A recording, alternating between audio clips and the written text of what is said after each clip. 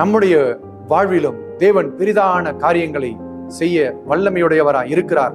நாமும் அதிசயங்களை காண வேண்டும் என்று தேவன் விரும்புகிறார். நாம் தேவனிடத்திலே செல்ல வேண்டும். நாம் அவரை ஆராதிக்க வேண்டும், அவரை தொழுது கொள்ள வேண்டும், அவரை அன்பு செய்ய வேண்டும்.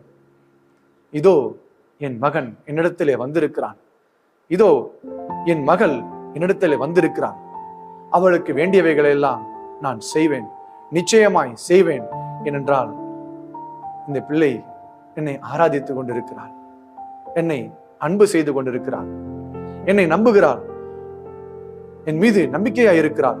நிச்சயமாய் நான் இவளுக்கும் உதவி செய்வேன். இந்த நாளிலே கூட கணவனை இழந்த அநேக விதவைகள் இருக்கிறார்கள். அவர்களுக்கு யார் உதவி செய்ய முடியும்? இரக்கம் நிறைந்த தேவனாகிய கர்த்தர் உதவி செய்ய முடியும். நம்பி நாம் இயேசுவிடம் செல்வோமானால் நிச்சயமாய் அவர் உதவி செய்வார். அவர் மிகவும் நல்லவராய் இருக்கிறார்.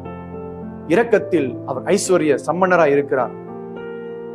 எல்லோர் மீதும் பிரியமான தேவனாய் இருக்கிறார். உங்கள் துக்கம் சந்தோஷமாய் மாறும்.